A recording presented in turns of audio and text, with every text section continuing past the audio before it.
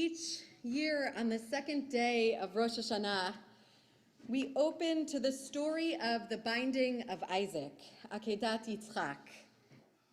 Asked by God the unthinkable to sacrifice his son, Abraham proceeds unquestioningly to enact what he understands to be the will of God. Each year, I am astounded and unsettled by this story, along with many of you, I imagine.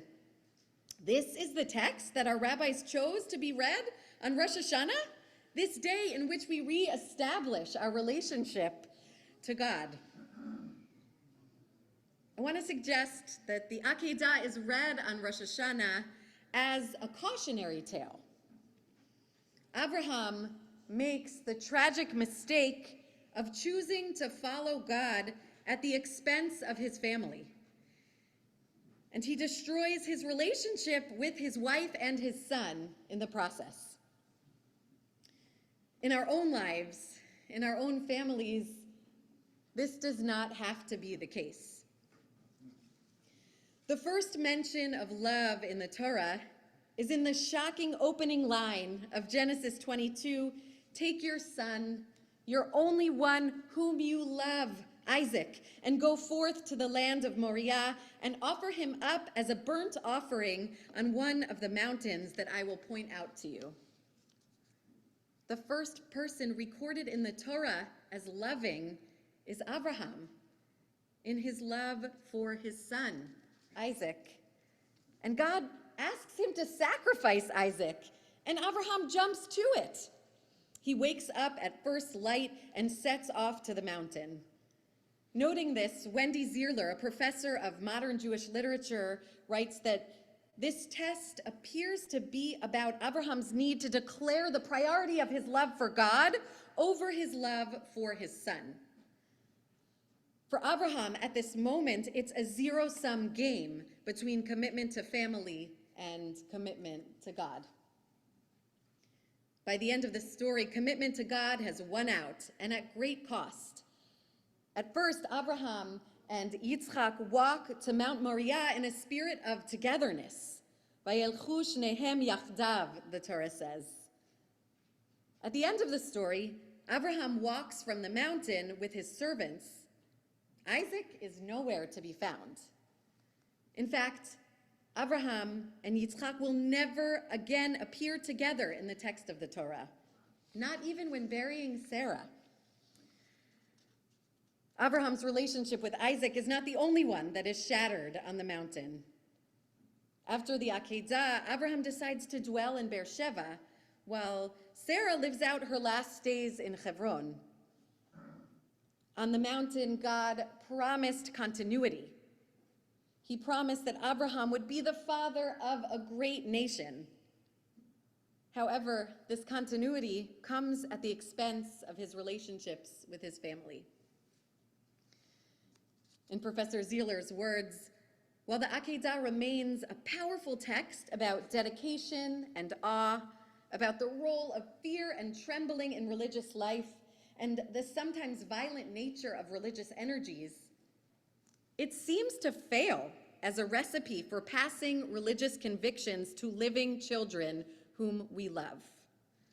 This story seems to fail as a recipe for passing religious convictions to living children whom we love.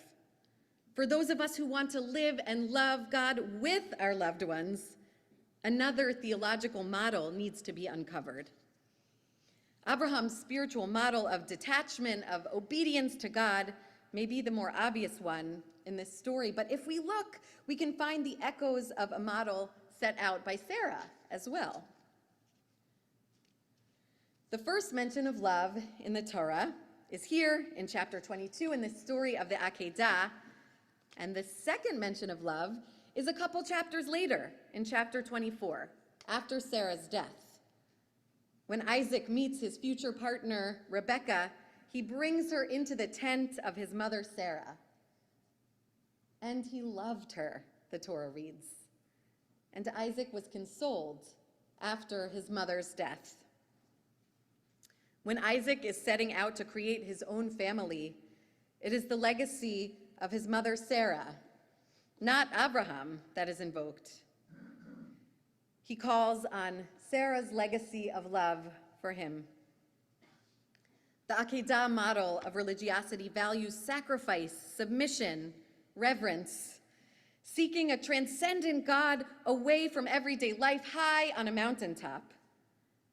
And there's also the model of Sarah's tent, which provides a everyday framework, a mundane model of love in a familial sense, in a theological sense. It's the things we do day after day, one moment at a time, to show our love through all of those love languages, right? A quality time that we spend with one another, acts of service, words of affirmation. This model of relating to God can also be seen in the first chapter of Shema, that tells us, "V'ahavta et Adonai Elohecha," that we should love God with all of our hearts and all of our souls and all of our strength, that we should teach these values to our children and in our homes, in the places that we dwell every day. This model of relating to God does not pit love of God in competition with love of family and community. The Sarah model is one in which love of God and love of family are part of one whole. It's a model that values interdependence.